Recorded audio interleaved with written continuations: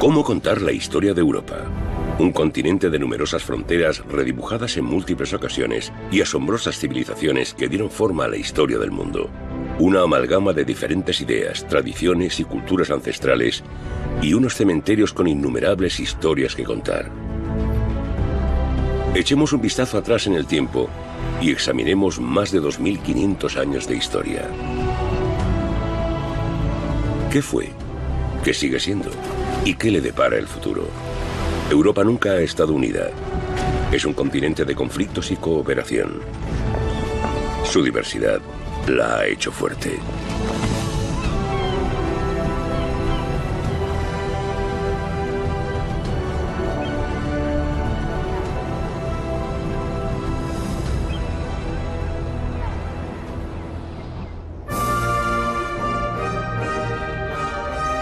Gobierna Britania. Britania gobierna las olas. En el siglo XIX, esa famosa canción patriótica describe a la perfección el poder del Imperio Británico. Gran Bretaña no solo es el país más poderoso de Europa, sino del mundo entero. Y con 3 millones de habitantes, Londres es la ciudad más grande y rica del planeta. En 1851, el imperio se presenta con orgullo como el país más innovador de Europa en la primera Exposición Universal, la llamada Gran Exposición, en Hyde Park. El Palacio de Cristal, un edificio sin precedentes construido enteramente de vidrio y hierro fundido, es la esencia del ingenio británico. Bajo el patrocinio de la joven reina Victoria, 28 países exhiben sus mejores mercancías. Arte y máquinas de todo el mundo y productos exóticos de sus colonias. La reina anota con orgullo en su diario: Dios bendiga a mi amado país, que se ha distinguido tan noblemente hoy. Victoria está también orgullosa de su familia. Más tarde es apodada la abuela de Europa, pues muchos gobernantes europeos son, directa o indirectamente, descendientes suyos. Numerosos líderes están vinculados con la reina. A principios del siglo XX, Europa es una gran familia aristocrática.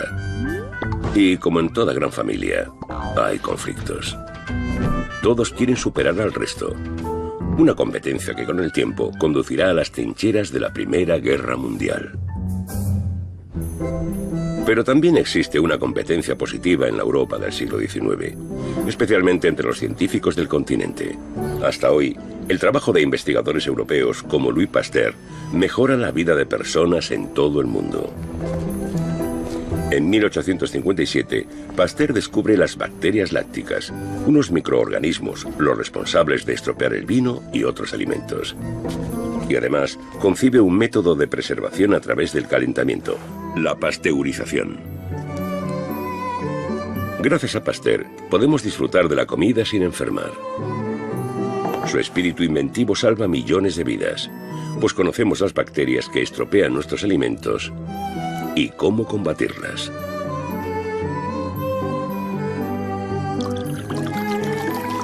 Los científicos europeos revolucionan tanto el pensamiento como la acción. Muchos de sus inventos mejoran el mundo, pero algunos los empeoran. Por ejemplo, Alfred Nobel inventó la dinamita. Toda una explosión.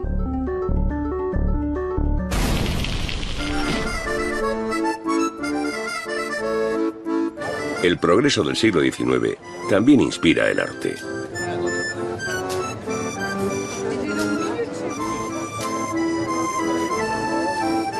En París, los artistas exploran nuevas formas de expresión, más allá de los estilos y gustos establecidos. Experimentan con formas y colores y salen de sus estudios a la calle para pintar al aire libre. El arte europeo es provocativo, cambia opiniones y percepciones. Pero al principio, reputadas escuelas y galerías de arte, como la Escuela de Bellas Artes o el Salón de París, se niegan a exhibir sus pinturas. Los críticos se burlan del nuevo estilo por considerarlo borroso y chapucero. Y lo llaman despectivamente impresionismo, un término del que se acaban apropiando los mismos artistas. Hoy en día, el impresionismo es considerado como el primer paso hacia el arte moderno. En 1863, el pintor francés Edouard Manet está convencido de que la crítica lo crucificará por su próxima obra. Y efectivamente, El almuerzo sobre la hierba supone un escándalo.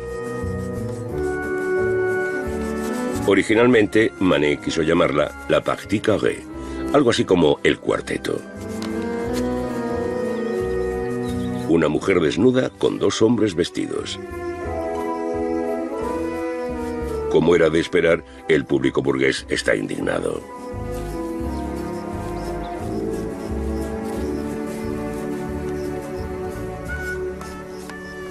Pero El almuerzo sobre la hierba inspira a otros artistas como ninguna otra obra. Por ejemplo, a la banda británica de los 80, Bow Wow Wow. Y décadas antes, a Pablo Picasso, quien crea más de 20 pinturas y un centenar de dibujos sobre el mismo tema.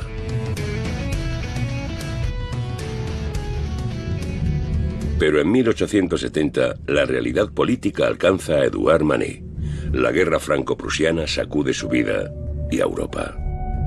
Como miembro de la Guardia Nacional de Francia, Manet se ve atrapado en París armado con un caballete.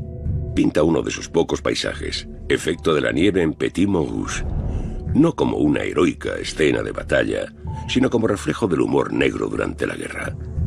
Sus declaraciones escritas son más patrióticas.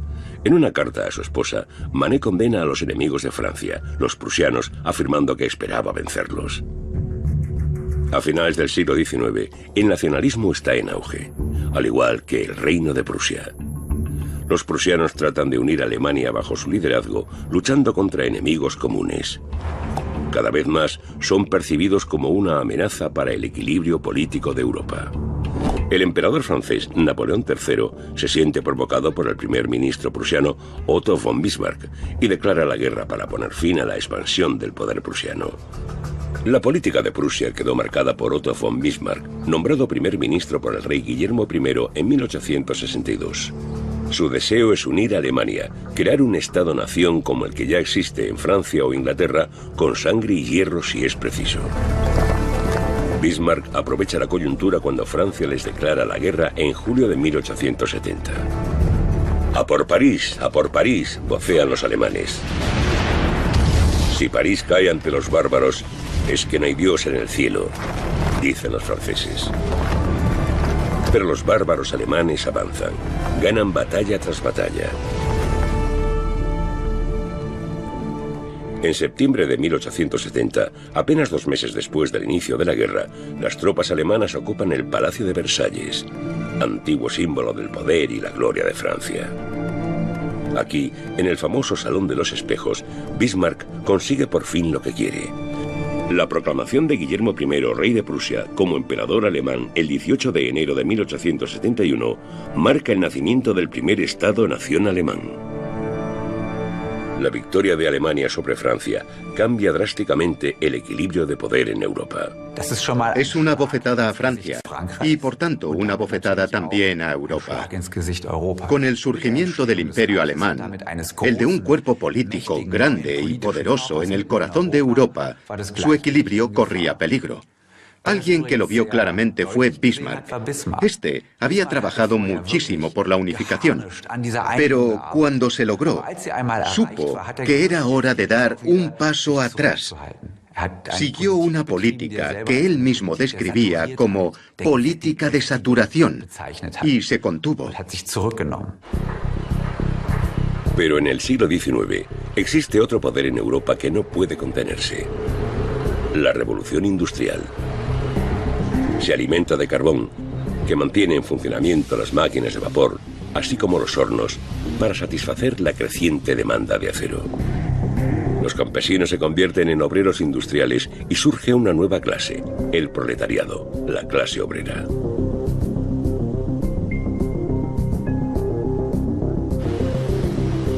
El acero se utiliza para trenes, para ferrocarriles, pero también para armas. A medida que crece la tensión entre las naciones europeas, también crece la industria armamentística. Esta produce miles de cañones y bombas esperando ser puestos en acción. A principios del siglo XX, el continente parece encaminarse inexorablemente hacia la guerra. En 1913, el zar ruso, el rey inglés y el emperador alemán se reúnen con motivo de una boda en Berlín, y la armonía entre ellos no podía ser mejor. Sin embargo, un año después, los tres están en guerra. Esto te lleva a preguntarte por qué no evitó la guerra esa relación entre los monarcas. Y es que yo pienso que la guerra no podía ser evitada por las personalidades políticas del momento, pues había involucradas otras fuerzas mucho más poderosas que esos individuos: la competencia económica, la competencia militar y también la competencia colonial. El 28 de junio de 1914, el futuro emperador de Austria y su esposa son asesinados en Sarajevo por un nacionalista serbio. Un país tras otro se moviliza para la guerra, pues una solución diplomática se vuelve imposible. Al principio existe un entusiasmo generalizado por la guerra en Europa. Sin embargo, esto pronto cambiará cuando los soldados se enfrenten a la cruda realidad de la guerra industrial.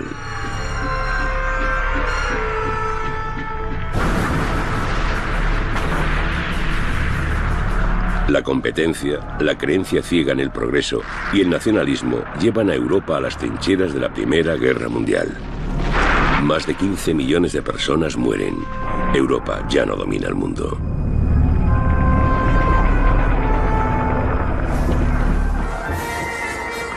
Estados Unidos se convertirá en la nueva potencia mundial. Sin embargo, los estadounidenses dudan antes de unirse al esfuerzo bélico aliado contra las potencias centrales lideradas por Alemania en 1917. Por primera vez, y no la última, su intervención decidirá el futuro de Europa.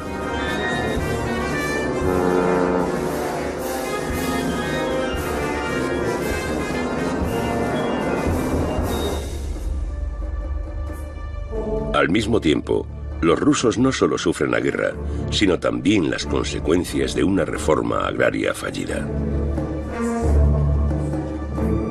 La pobreza y el hambre asolan la tierra y a su pueblo. Estallan los disturbios, pero son aplastados por las fuerzas policiales zaristas. Hasta que un hombre llamado Lenin entra en escena con su propia agenda política. Es el líder de los bolcheviques, un grupo de comunistas rusos que quieren derrocar la autocracia zarista. Y sabe cómo movilizar a las masas. La Revolución Rusa comienza en la noche del 25 de octubre de 1917. Como se muestra en esta recreación del cineasta soviético Sergei Eisenstein, es el comienzo de una nueva era para Rusia y Europa. Los comunistas influirán en el futuro del continente desde el este. San Petersburgo pasa a llamarse Leningrado y Rusia se convierte en la primera república socialista de la futura Unión Soviética, la otra superpotencia que moldeará Europa. Pero antes, Lenin debe consolidar su poder. Así, el 3 de marzo de 1918, su gobierno firma el duro tratado de paz de Brest-Litovsk, ofrecido por los alemanes.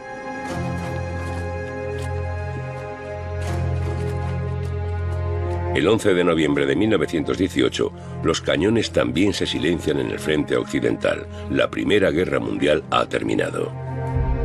Pero Europa nunca se recuperará realmente de este trauma colectivo. El nacionalismo, el racismo y el falso orgullo han provocado la autodestrucción del continente.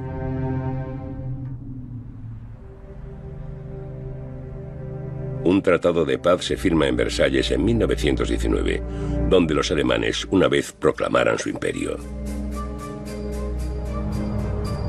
Ahora se les culpa solo a ellos de la guerra y se les recuerdan sus crueldades.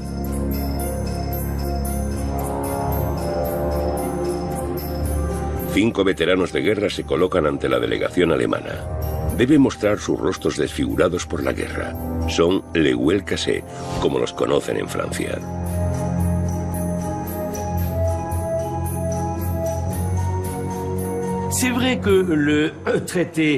Es cierto que el Tratado de Versalles no fue un buen tratado, pues humillaba a las potencias derrotadas y principalmente a Alemania, pero sin despojarlos de sus medios para la venganza.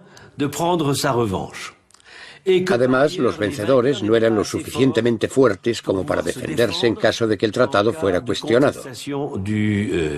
Finalmente, esto llevó al triunfo de las dictaduras, a la Segunda Guerra Mundial, al suicidio de Europa. Sin embargo, el suicidio de Europa podía evitarse. En primer lugar, el continente tiene la oportunidad de comenzar de cero democráticamente. Basándose en la autodeterminación nacional, muchos países se han formado o restaurado recientemente, como Yugoslavia, Checoslovaquia o Polonia. Y esta no es la única señal de esperanza para Europa. Otras se envían también desde Viena, cuando en 1923 se publica un libro titulado Paneuropa. En él se promueve la visión de una Europa unificada como bastión contra la guerra.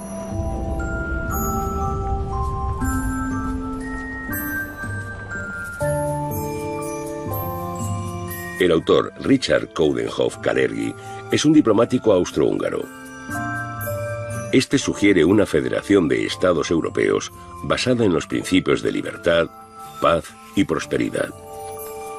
Piedras angulares de la actual Unión Europea. Pero entonces sus ideas parecen utópicas.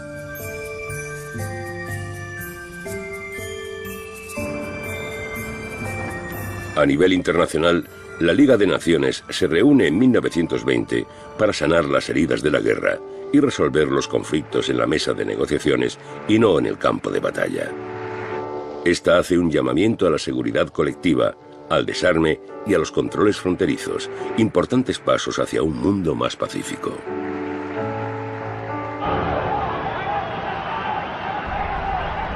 Pero el 24 de octubre de 1929 comienza la Gran Depresión. La bolsa de valores de Wall Street se derrumba. La especulación de riesgo, la sobreproducción, la codicia y los errores políticos son las causas. Sucede muy lejos, en América. Pero el crack del 29 desencadena una crisis económica mundial que pronto golpea a Europa. Esta resulta en la quiebra de empresas y en un desempleo masivo.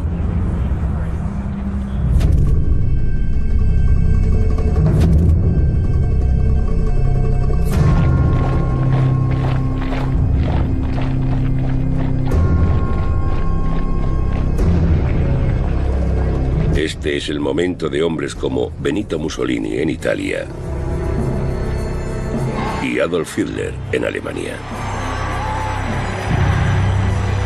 Fascistas y nazis se presentan como salvadores de la crisis. Y lo que es más, prometen la creación de una nueva humanidad.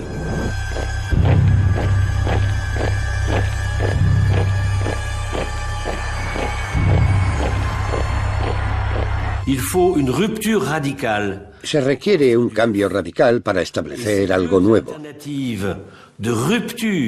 Por un lado, el fascismo y nacionalsocialismo. Y por otro, el comunismo se presentan como alternativas orientadas hacia el futuro. Ambos fascinan a millones de europeos y se presentan como una vía de escape a la fatalidad de la historia y de las cargas del pasado, con la creación de un mundo nuevo y una nueva humanidad, como si se pudiera retroceder en el tiempo y reimaginar de cero una humanidad completamente diferente.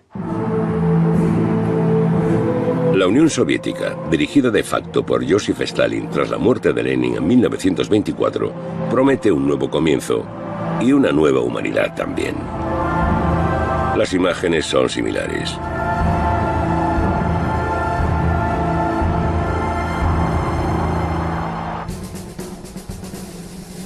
En 1936, España se convierte en el primer campo de batalla de las dos ideologías opuestas.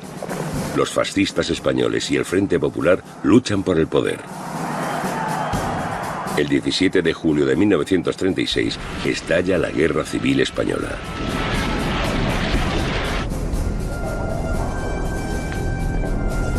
Adolf Hitler apoya a Francisco Franco, líder de la derecha radical española, y envía a la infame Legión Cóndor a España.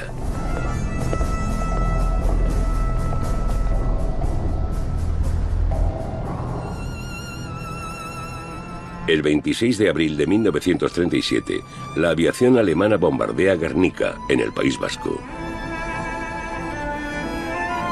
La ciudad es aniquilada.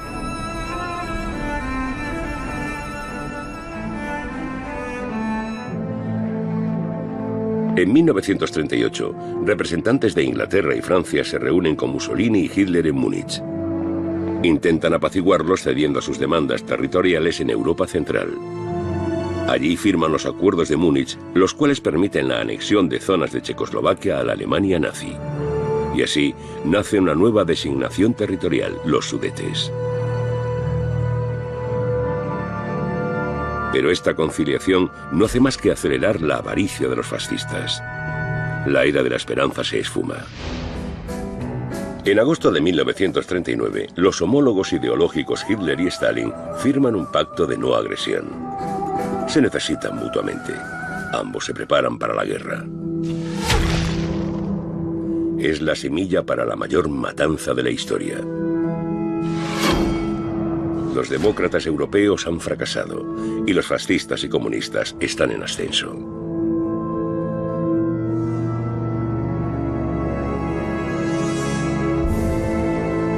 En 1939, Polonia es su primera víctima. Mientras Hitler ataca desde el oeste, Stalin ataca en el este. El joven Estado polaco deja de existir.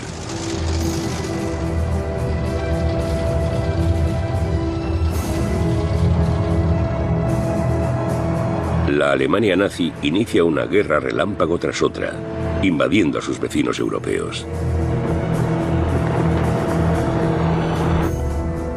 Hitler se presenta como el nuevo emperador de Europa.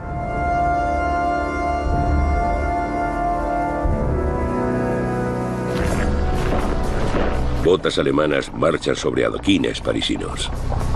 La dulce Francia, la douce France, está ocupada y dividida entre la resistencia y la colaboración. Francia y Europa miran hacia un futuro oscuro, dominado por la opresión, la tiranía y la destrucción. Con sus nuevos dirigentes, la capital francesa pierde su magia. Adiós. Adiós, París.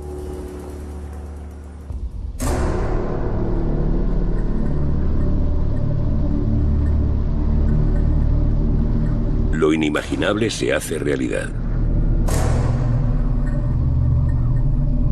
Durante el Holocausto, los nazis y sus colaboradores matan a 6 millones de judíos.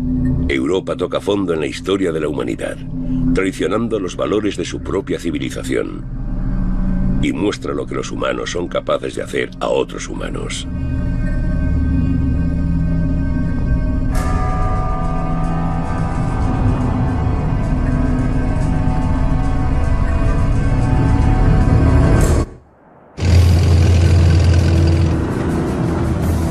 En junio de 1941, la Alemania nazi ataca a la Unión Soviética. Ahora son los nazis contra los comunistas, el fascismo contra el estalinismo, una batalla de ideologías de extremos totalitarios. Europa Oriental arde en llamas, millones de rusos pierden la vida.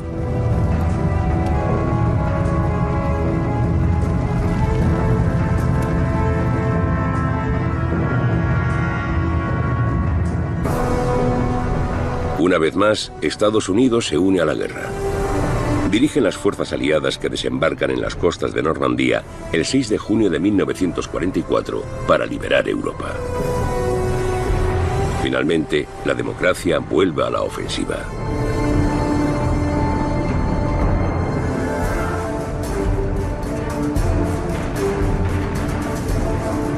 En el este, el Ejército Rojo de la Unión Soviética llega a Berlín y toma la ciudad el 2 de mayo de 1945.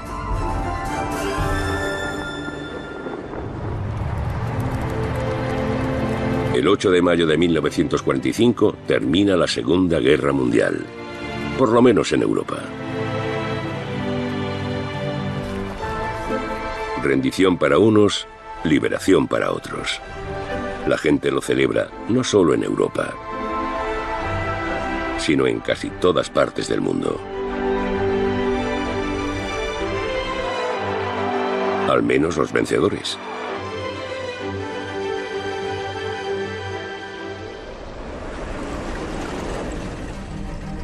Entre julio y agosto de 1945, los líderes de los aliados se reúnen en Potsdam. El mundo observa con entusiasmo cómo los tres grandes debaten sobre el orden europeo de la posguerra: Stalin, Churchill y Truman. El continente ya no controla su propio destino. Al parecer, al primer ministro británico, Winston Churchill, le basta con 3 cerillas para determinar el futuro de Europa. Alemania se reduce a su tamaño normal y el continente se divide entre los aliados. El nuevo orden conduce al desplazamiento de millones de europeos. Ellos pagan el precio de la paz.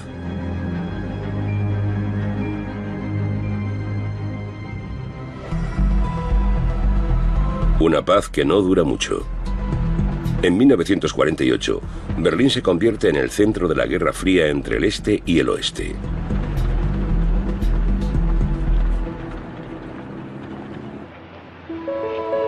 Colas por el marco de Alemania Occidental. Sin consultar a los soviéticos, las potencias occidentales introducen el capitalismo. Una provocación que tiene como fin ganarse el corazón del pueblo alemán antes que el comunismo. De la noche a la mañana, las tiendas se llenan de productos como por arte de magia. Rusia, como reacción, bloquea todos los accesos a Berlín Occidental. La ciudad queda bloqueada. Con el llamado puente aéreo, Estados Unidos y Gran Bretaña mantienen vivo Berlín Occidental. Estos proporcionan suministros a los alemanes, mientras que el bloqueo de Berlín une más a los países occidentales.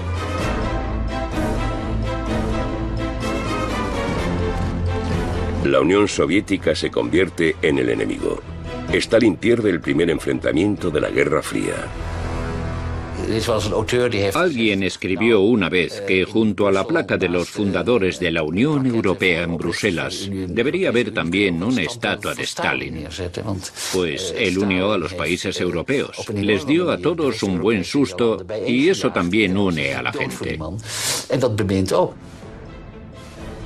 La lucha por el poder pasa a la siguiente fase.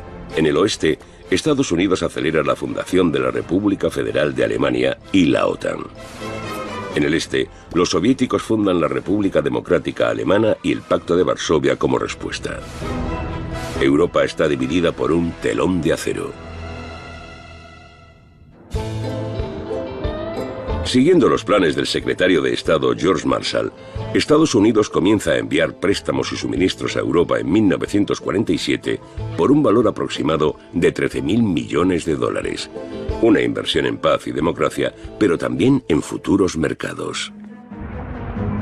Los compradores tienen que calcular la distribución por sí mismos. Con este fin, encontraron el precursor de la Organización para la Cooperación y el Desarrollo Económico. El Plan Marshall obliga a los europeos occidentales a sentarse juntos, aunque entonces nadie habla de valores compartidos. Se habla de dinero para la reconstrucción. Se deben construir nuevas viviendas, escuelas y calles. Los europeos viven en diferentes sistemas políticos, pero el deseo es el mismo. Un nuevo comienzo, una nueva Europa.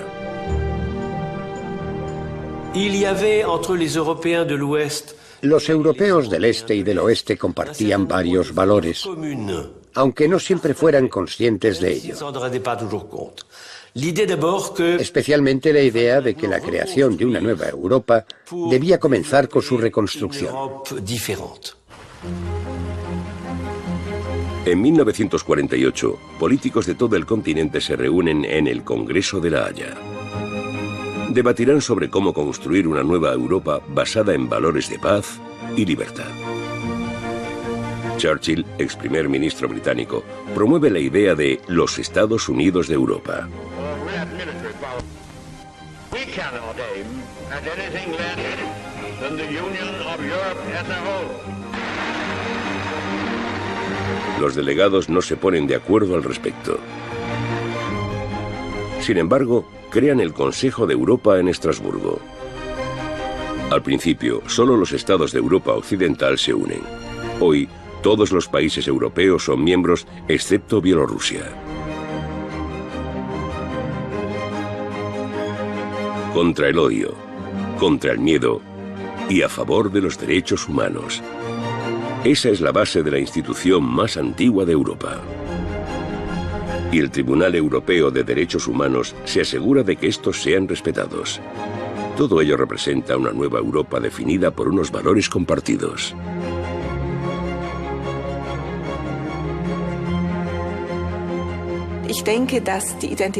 Creo que la identidad de Europa se ve determinada, por ejemplo, por la prohibición de la pena de muerte, por un riguroso entendimiento de la igualdad de sexos y una comprensión muy abierta de la libertad de expresión.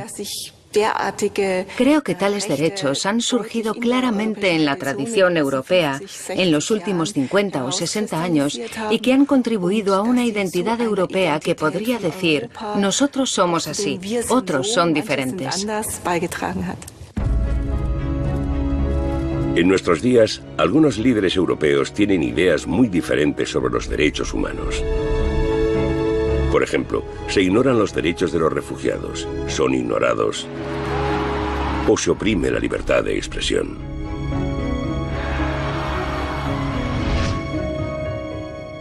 Los derechos humanos desempeñan un papel más importante en el discurso que en la realidad, sobre todo si miramos hacia el este del continente, pero cada vez más en el oeste también. Debemos inyectar a nuestras sociedades valores, no palabras sobre el papel, sino valores de derechos reales. Esa podría ser la parte que empezamos a ver alejarse del discurso político en Europa. Durante mucho tiempo, la cuenca del Ruhr, corazón industrial de Alemania, es motivo de disputa. Esto se debe a que las armas de las dos guerras mundiales se forjaron principalmente aquí, con los recursos de carbón y acero de la zona. Pero en 1950, el ministro de Asuntos Exteriores francés, Robert Schuman, idea un plan. Propone explotar juntos el carbón y el acero para crear una Europa pacífica y unida. L'Europe ne se fera pas d'un coup, ni dans une construction d'ensemble. Elle se fera par des réalisations concrètes, créant d'abord une solidarité de fait. En 1951, Schuman y el canciller alemán, Konrad Adenauer, son los primeros en firmar el tratado para la creación de la Comunidad Europea del Carbón y del Acero, la FECA. Arranca entonces el motor de la integración europea. Hasta el día de hoy, son principalmente Francia y Alemania, antiguos archienemigos, los que definen Europa.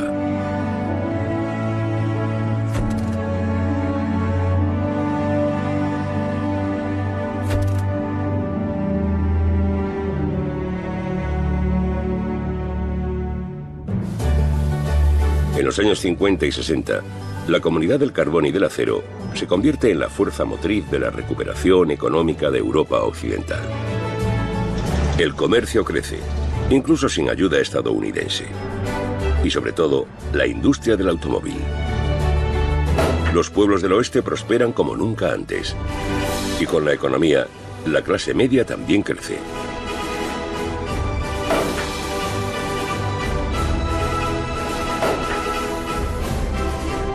Europa tiene el estómago lleno. Roma, marzo de 1957. Los europeos occidentales quieren estrechar más su vínculo. ¿Y existe un lugar más bonito para un enlace? En la colina capitolina, los fundadores de la Comunidad del Carbón y del Acero se reúnen para profundizar su relación y forman la Comunidad Económica Europea. La firma de los Tratados de Roma es el primer paso hacia la Unión Europea.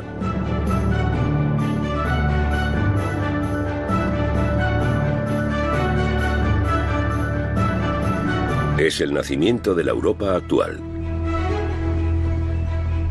Die Abstimmung ist eröffnet.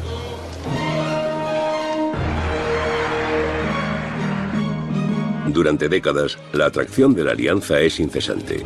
La Europa de los 6 se convierte en la Unión Europea de 28 miembros. Su éxito se basa en la promesa de riqueza, pero también en valores compartidos.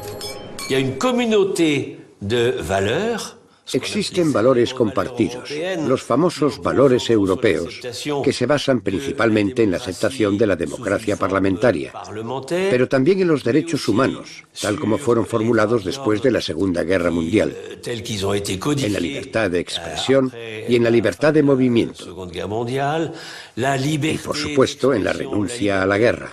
Esa es la base fundamental y eso no ha cambiado. Sin embargo, la Unión Europea se vio gravemente afectada por la crisis económica mundial de 2007 y 2008. Sus consecuencias aún amenazan con poner fin a su historia de éxito. Los maravillosos años de su economía han terminado. A los líderes actuales de Europa se les ve cada vez más divididos. Parecen haber olvidado la visión de los padres fundadores de la Unión Europea. La Europa con la que soñaban los pioneros era una Europa muy social. No debemos olvidar eso. Europa occidental tenía un capitalismo peculiar, el llamado capitalismo del Rin, que es una forma moderada del mismo, pero este ha sido sustituido en las últimas décadas por el modelo angloamericano del neocapitalismo, un capitalismo agresivo con el que la mayoría de europeos no se sienten cómodos. A principios de los años 60, la economía europea está en pleno apogeo. También en Berlín Occidental. Resulta fácil olvidar que la ciudad está dividida. Hasta el 13 de agosto de 1961, cuando el gobierno socialista de Alemania Oriental decide cerrar la frontera y comienza a levantar el muro de Berlín. Una supuesta fortaleza de paz o barricada antifascista, que era en realidad una medida desesperada para evitar que los ciudadanos de Alemania Oriental huyeran al oeste. Muchos lo intentan igualmente. Solo en Berlín, unas 100 personas mueren tratando de escapar al oeste antes de 1989. Son víctimas de la Guerra Fría.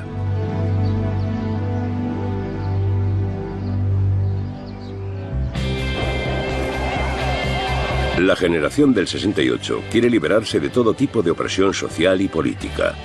Y en Alemania en particular, de la culpa de sus padres, de la herencia de los horrores nazis y de la tristeza de la posguerra. Ansían una fresca brisa, nuevos planes de vida y no más guerras. Cambiarán Europa de forma permanente hasta nuestros días.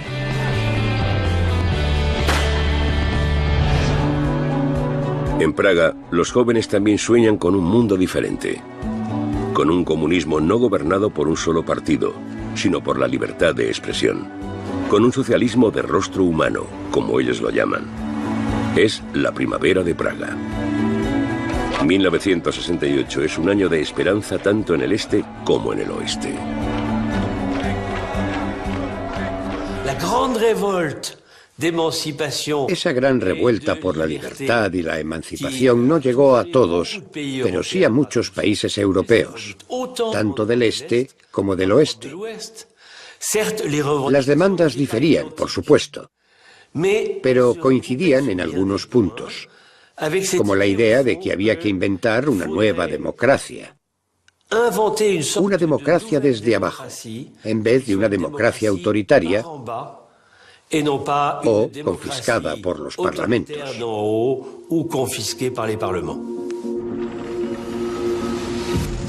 La primavera de Praga es breve. En agosto de 1968, los soviéticos envían soldados. El socialismo real muestra su cara más fea.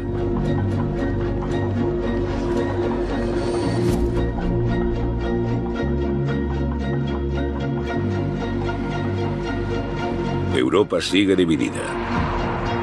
Sin embargo, las víctimas de la lucha por la liberación no serán olvidadas. Mientras, estadounidenses y rusos exhiben armas cada vez más grandes. Competirán en una carrera armamentística que casi conduce al fin del mundo. Las superpotencias siguen aumentando sus arsenales nucleares para mantener el equilibrio del terror. En caso de emergencia, la aniquilación múltiple de la humanidad sería inminente. Europa sería la primera víctima, la zona cero. El continente es el objetivo principal. Ese es el brillante futuro de Europa en la era nuclear.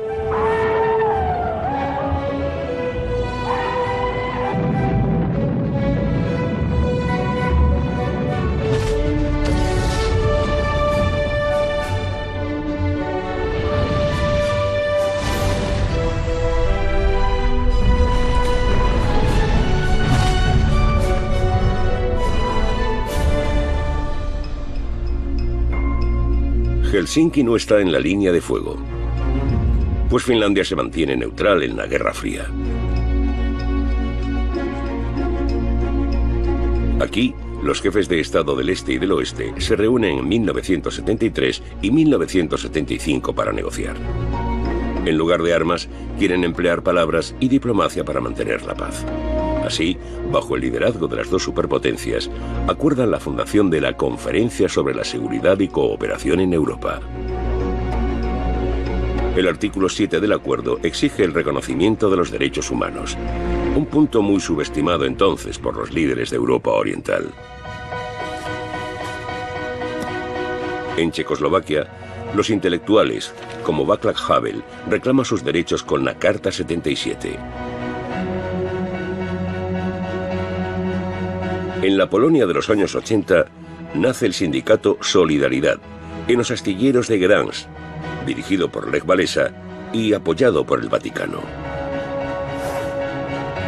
Al mismo tiempo, los ministros protestantes de Alemania Oriental crean las Oraciones por la Paz, un foro para disidentes políticos.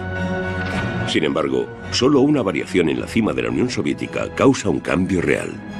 En 1985, Mikhail Gorbachev se convierte en líder del Partido Comunista, promete transparencia y reformas, glasnost y perestroika. Mientras Gorbachev busca un acercamiento con el presidente estadounidense Reagan, en Europa Oriental aprovechan la oportunidad. Los polacos dan el primer paso. En abril de 1989, el gobierno invita al sindicato vetado Solidaridad a una mesa redonda. Unos meses más tarde, Solidaridad gana las primeras elecciones libres al Parlamento.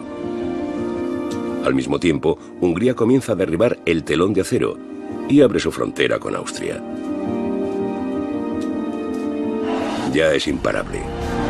Miles de ciudadanos de la Alemania Oriental aprovechan la coyuntura para huir al oeste. Los que se quedan protestan. En todo el este la gente se manifiesta por la libertad. El otoño de 1989 se convierte en la nueva primavera de los pueblos de Europa. Es una reacción en cadena que finalmente lleva al colapso del bloque del Este y del muro de Berlín. La noche del 9 de noviembre de 1989 cae el símbolo de su división. Es el primer paso hacia la reunificación de Alemania y Europa.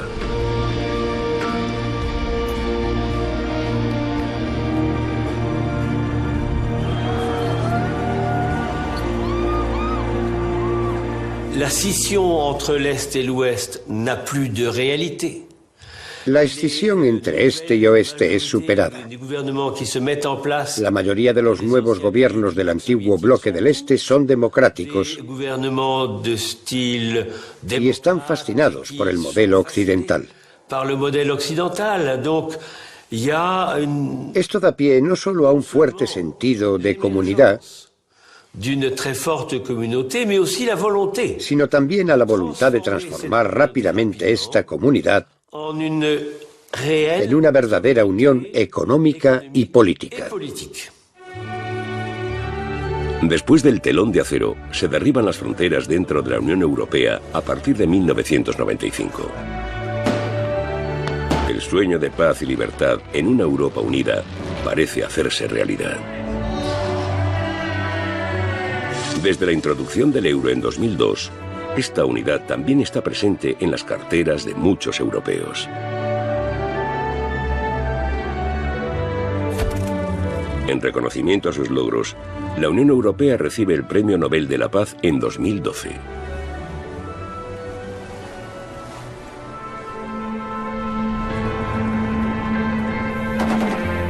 Sin embargo, la paz en Europa es frágil. El fin del comunismo supone el comienzo de nuevos conflictos, como la guerra de Yugoslavia entre 1991 y 2001, o el conflicto armado en Ucrania, que estalló en 2014.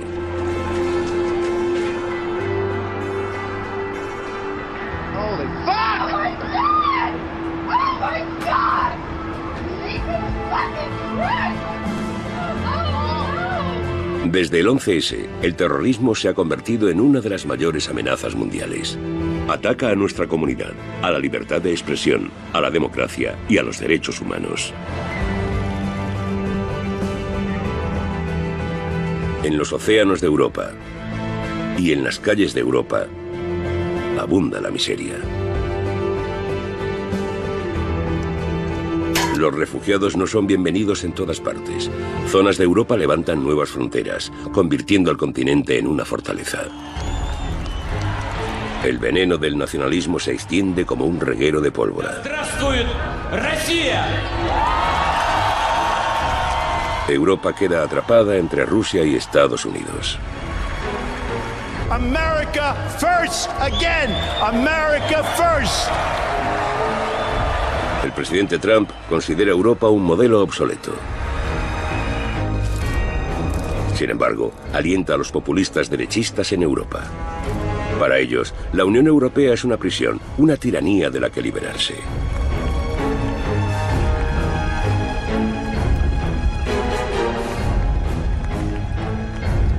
En junio de 2016, los británicos rompen con Europa. ¿Será este el principio del fin? ¿Es Europa un castillo de naipes? ¿O una víctima de mentiras y falsas promesas? Los Estados Unidos de Europa, con que soñaba Churchill, se esfuman.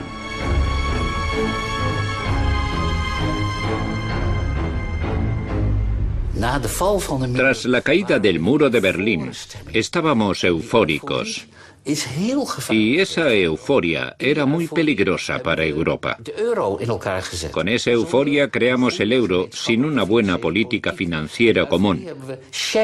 Con esa euforia creamos Schengen sin una política común de refugiados o migración. Con esa euforia se cometieron terribles errores y las consecuencias brotan ahora sin piedad. Pagaremos un alto precio por esto. Esperemos que no tan alto, pero sí pagaremos un precio. Hoy, Europa se halla en una encrucijada. ¿Seguirán los europeos su camino por separado o juntos? ¿Existe algo que aún los una? El sueño de libertad, derechos humanos y democracia trajo décadas de paz y riqueza.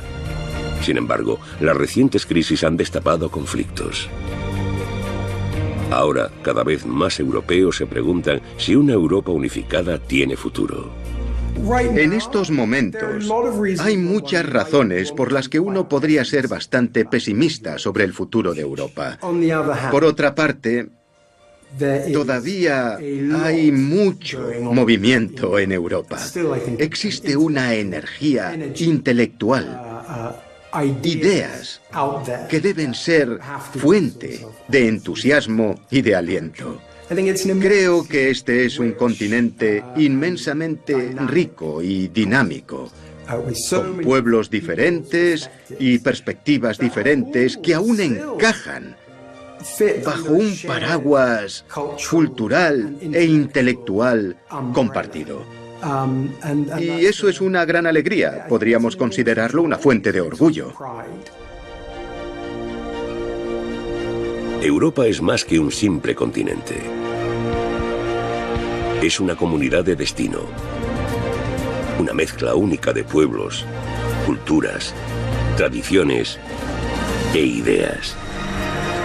Repleta de posibilidades. Teniendo en cuenta su glorioso pasado, Europa siempre será una cosa y a la vez su antítesis.